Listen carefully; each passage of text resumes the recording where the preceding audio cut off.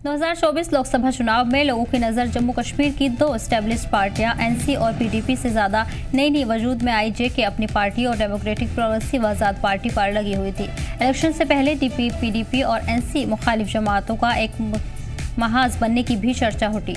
Officially तौर पर यह अलायंस तो नहीं बना, लेकिन ज़मीनी सतह पर ये पार्टियां एक दूसरे की जुज़वी तौर पर मदद करती दिखाई दी।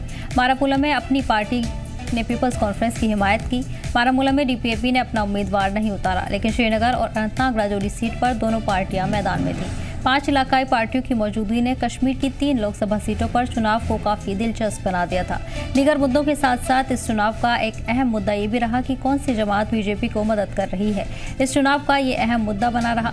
सभी एक दूसरे को बीजेपी की ABC टीम साबित करने में लगे रहे। इन पार्टियों का सियासी मुस्तकबिल क्या है, अभी इस पर कुछ कहना जल्दबाजी होगी। ताहम चुनावी नतीजे से साफ है कि असेंबली चुनाव में ये एनसी और पीडीपी का खेल बिगाड़ने की पोजीशन में है।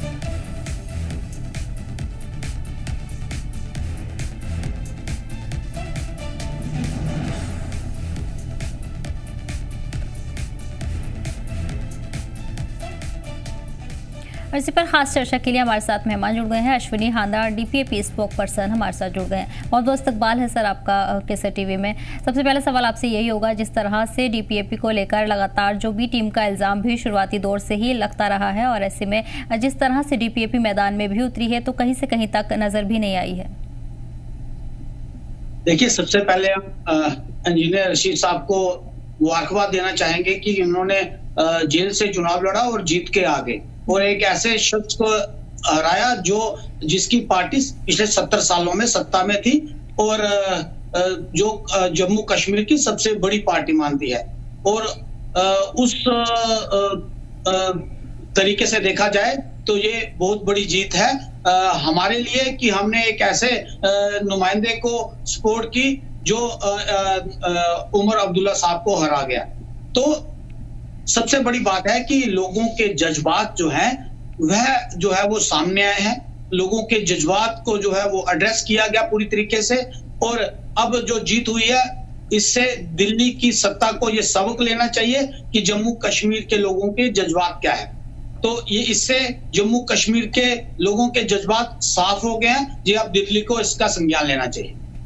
बिल्कुल अश्विनी जी, जिस तरह से डीपीएपी मैदान में उतरी है और सभी सीटों पर उम्मीदवार भी उतारे गए, लेकिन कहीं से कहीं तक भी इस बार देखा नहीं गया। सुना ये भी जा रहा था कि डीपीएपी अपना सियासी जमीन तैयार करने के लिए, खुद को आजमाने के लिए इस बार के चुनावी मैदान में उतरी है।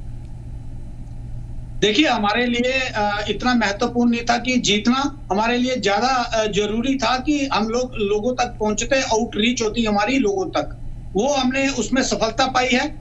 हर एरिया से हमें वोट मिला है। हाँ, इतना नहीं मिला है कि हम जीत पाते, लेकिन हमारी अप्रोच जो है वो लास्ट जो जम्मू कश्मीर का आदमी है, चाहे वो पहाड़ों में हो, जहाँ किसी मैदानी इलाके में हो, हम हर किसी के पास हमारी पार्टी पहुंची है और हमारी पार्टी का मकसद था हमारा चुनाव निशान लोगों तक पहुंचाने का।